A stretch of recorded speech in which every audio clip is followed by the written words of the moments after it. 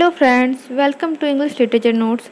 Today I am going to discuss Mac Flecknoe. It is written by John Dryden. So let's start. Mac Flecknoe is a famous satirical poem written by John Dryden in 1682. तो इसे लिखा कब गया था Mac फ्लेक्नो को 1682 में, और ये एक मॉक हीरोइक पोएम है.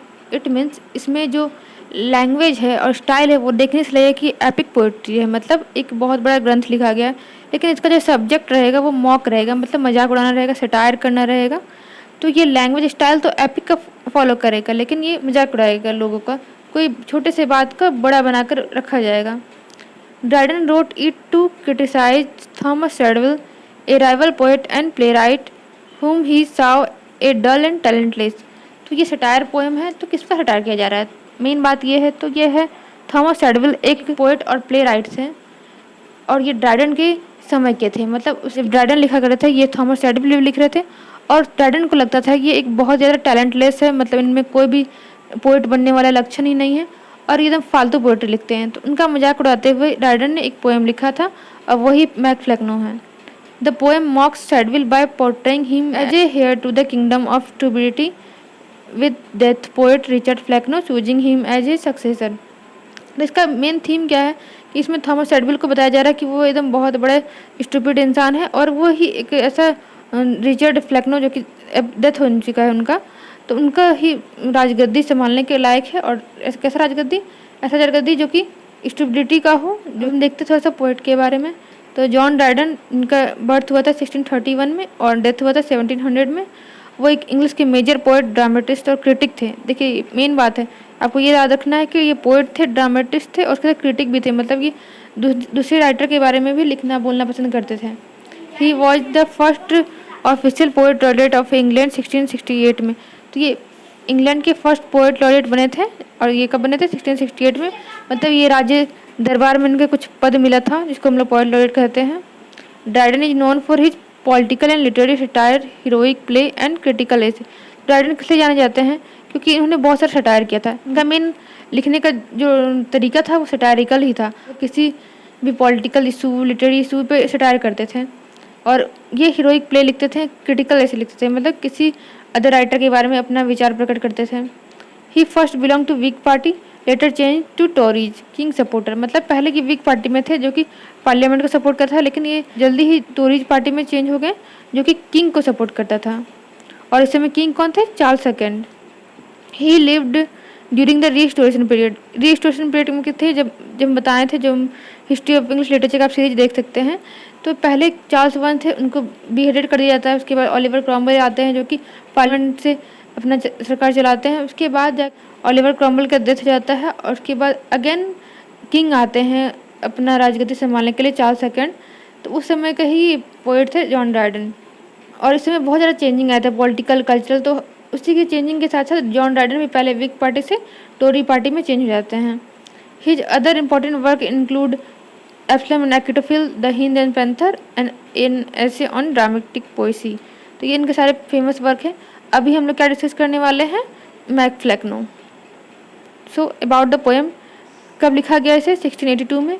Written during a time of political and literary rivalry. तो इस समय बहुत ज़्यादा रिवलरी चल रहा था, पॉलिटिकल भी और लिटरेरी भी, मतलब दोनों पार्टीज में भी बहुत ज़्यादा मतभेद चल रहा था, और लिटरेचर में भी, कि कुछ राइटर इसको सपोर्ट कर रहे तो उनका तारीफ कर रहे हैं, कुछ राइटर किसी और का तारीफ कर रहे हैं, अपना अपना विचार सब प्रकट कर रहे हैं. First publish anonymously in 1682 with due to his bold satire, Dryden name was attached in later editions. ये जो पोएम है वो 1682 में पब्लिश तो कर दिया गया था, बट इसमें ड्राइडन ने अपना नाम नहीं दिया था, क्योंकि ये डायरेक्टली अपने इस समय के एक पोएट को सटायर कर रहा है. इसलिए ड्राइडन जो इसको बिना नाम का पब्लिश करे थे, बट बाद में अपना नाम भी इसमें डाल देते हैं. So Mac Flecknoe was written as a Juvenalian satire on Thomas Shadwell who claim to be Dryden literary rival. तो क्या हम जानते हैं कि ये एक जोविनाल सटायर है. सटायर देखिए दो प्रकार का होता है, और जोविनाल सटायर क्या होता है? इसमें डायरेक्टली आप जो किसी का सटायर करे, जिसका व्यंग करे, जिसका मजाक उड़ा रहे हैं आप, उसको डायरेक्टली बुरा लग जाएगा, मतलब डायरेक्टली एकदम खराब बुरा भला कर देना. एक और होता है हॉरेशियन सटायर, जो कि आप मजाक तो कर रहे हो लेकिन उसको बुरा नहीं ले रहे, उसको भी हंसी आ रहा है. बट ये जो मैक फ्लेक्नो है एक जोविनाल सटायर है. इसमें जो सटायर किया जा रहा है थॉमस शैडवेल को डायरेक्टली बुड़बक कहा जा रहा है, डायरेक्टली स्टूपिड कहा जा रहा है, जो कि वो बुरा लगने के बाद था. सो अब हम लोग जानते हैं कि पोएम को इमेजिन किया गया है फ्लैक्नो के द्वारा। फ्लैक्नो का मतलब क्या होता है? एक डल पोएट, ऐसा पोएट जिसको कुछ लिखना नहीं आता है। Choosing Shadwell as the next king of dullness. और जो फ्लैक्नो है, रिचर्ड फ्लैक्नो, वो अब चाह रहा है कि हम अब बहुत बूढ़े हो चुके हैं, मेरे राजगद्दी कौन संभालेगा? जो सैडविल, जो थॉमस सैडविल है, वो संभालेगा। Mac means son of. Mac का मतलब क्या होता है? Son of. फ्लैक्नो मतलब होता है डल पोएट। तो सन ऑफ फ्लैक्नो मतलब हुआ कि डल पोएट, बुड़बक पोएट का बेटा, और उसे ही थॉमस एडविल को ये उपाधि दिया जा रहा है। सो अब हम फॉर्म स्ट्रक्चर देखें पोएम का। तो फॉर्म क्या? सैटारिकल है, मॉक एपिक पोएम है, जो कि हम पहले बताएं कि इसमें छोटे से मैटर को बहुत बड़ा बनाया जा रहा है, बहुत ज़्यादा ही इंसल्ट किया जा रहा है इसमें थॉमस एडविल का। वर्ड्स देखें तो रिटन इन हीरोइक कपलेट में लिखा गया है इसे। हीरोइक कपलेट क्या होता है? A pair of rhyming line iambic pentameter. Each line is in iambic pentameter and line rhyme in A B B. तो हर एक लाइन आइम्बिक पेंटामीटर में लिखा गया है और ए बी बी का राइमिंग स्कीम को फॉलो कर रहा है। का टोन क्या है? तो मॉकिंग, सटारिस्टिक, ह्यूमरस, मतलब पूरा ही मजाक उड़ाया जा रहा है, व्यंग किया जा रहा है। लैंग्वेज है formal and grand, imitating epic style to describe ridiculous event. तो एपिक स्टाइल का एकदम बहुत ग्रंथ वाला स्टाइल को फॉलो करके एक छोटा सा मजाक किया जा रहा है थॉमस एडविल के साथ। स्ट्रक्चर देखें तो divided into section based on event coronation, speech and judgment. तो इसमें जैसे कि किसी को राजगद्दी कैसे संभालने के लिए दिया जाता है, वैसा ही चल रहा है। पहले राजगद्दी होगा, फिर इसके लिए स्पीच दिया जाएगा, फिर जजमेंट होगा। तो वैसा ही सेम स्ट्रक्चर को फॉलो कर रहा है पोएम। सो स्टार्ट करते हैं पूरे पोएम को। पहले सेक्शन में देखते हैं, ओपनिंग होता है फ्लैक्नोज चॉइस। अब यहाँ पे क्या हो रहा है? फ्लैक्नो का चॉइस किया जा रहा है कि कौन अब बाद में राजा बनेगा। The poem began in style of an epic. Epic की तरह एकदम पूरा जैसे कि खुल रहा है राजगद्दी के लिए, कौन अब मेरा वारिस बनने वाला है, पूरा बहुत बड़ा मैटर है। Richard Flecknoe the reigning king of dullness decide to retire. Richard Flecknoe क्या डिसाइड करते हैं कि अब हमको रिटायर हो जाना चाहिए, क्योंकि अब मेरा बहुत ज़्यादा उम्र हो गया, अब कौन संभालेगा मेरे राजगद्दी को? ये क्वेश्चन है यहाँ पे। He searches for a successor who is more suited to inherit his throne of stupidity.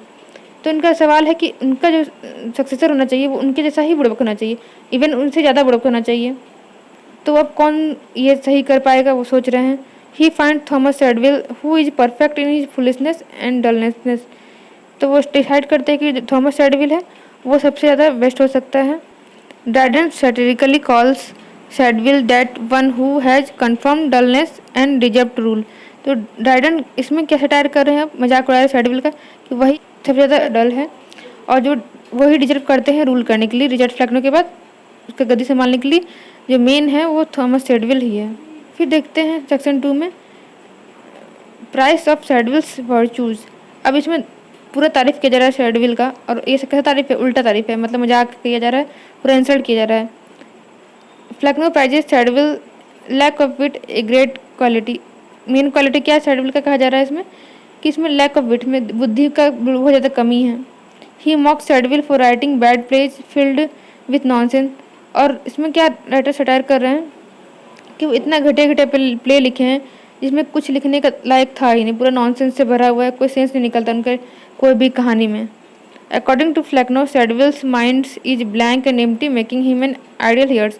और जो रिचर्ड फ्लैक्नो है, जो पहले राजा थे, उनका मानना है कि सैडविल का जो माइंड है वो पूरा इस तरह खाली है, उसमें कुछ भी ज़्यादा विट नहीं है, कुछ भी ज़्यादा टैलेंट नहीं है, वो एक आइडियल हो सकते हैं इस राजगद्दी को संभालने के लिए। Dryden uses mock praise to ridicules Shadwell's literary failures. इसमें ड्राइडन क्या बताना चाह रहे हैं कि सैडविल कितना ज़्यादा अपने लिटरेरी करियर में फेल है। Shadwell is compare to monuments of ignorance showing his unworthiness. तो इसमें सैडविल क्या बताया गया है, उसको कंपेयर किया जा रहा है कि मॉन्यूमेंट्स ऑफ इग्नोरेंस में ऐसा इमारत जो कि इग्नोरेंस से भरा हुआ है, जिसमें कुछ टैलेंट का नाम का चीज़ नहीं है। नेक्स्ट देखते हैं section 3 the kingdom of dullness. तो अब एक पूरा साम्राज्य बताया दिया गया है जो कि कैसा साम्राज्य है, तो डलनेस का, एकदम बुड़बकपन का। Flecknoe brings Shadwell to his capital city which is full of bad poets and book sellers. तो अब फ्लैक्नो कहाँ पे सैडविल को ले गया, अपना पूरे साम्राज्य में ले गया इसको दिखाने के लिए कि नेक्स्ट राजा तुम ही बनेगा।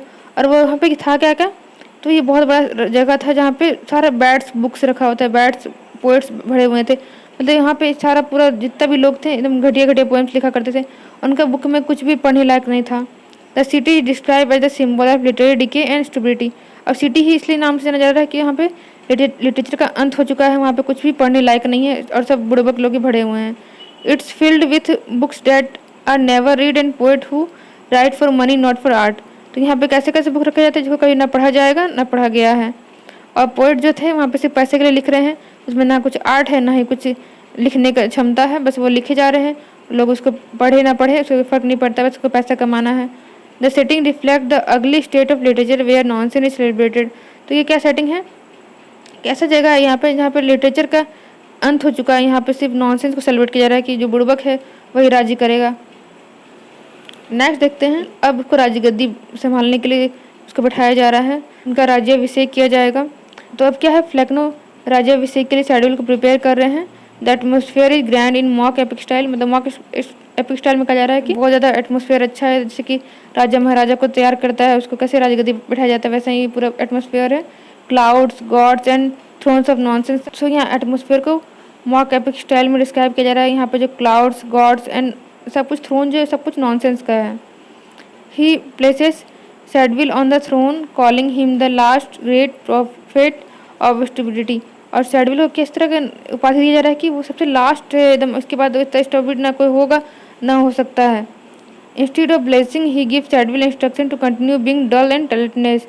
तो इसमें कैसे ब्लेसिंग मिल रहा है इसको कि तुम अपने बुर्बकी को एकदम कायम रखना, एकदम अपना इस तरह शासन चलाते रहना, ऐसे ही घटिया पोइट्री लिखते रहना। तो इसको ब्लेसिंग नहीं, इसको क्या कहते हैं हम लोग, श्राप दिया जा रहा है, समझ सकते हैं। फिर नेक्स्ट देखते हैं सेक्शन 5 में तो फ्लेक्नोस एडवाइस एंड प्रोफेसी। अब क्या फ्लेक्नो एडवाइस दे रहे हैं अपने नेक्स्ट ईयर को शेडविल को, और क्या क्या प्रोफेसी होता है देखते हैं। तो Flecknoe advice Shadwell to ignore wit avoid good writers and follow ignorance proudly. कहा जा रहा है कि तुम अच्छे से दिमाग वाला काम मत करना, सबको इग्नोर करना, अच्छे राइटर्स को इग्नोर कर देना और सबको एकदम इग्नोर करना प्राउडली, और एकदम सोचना कि हम बहुत ज़्यादा महान हैं।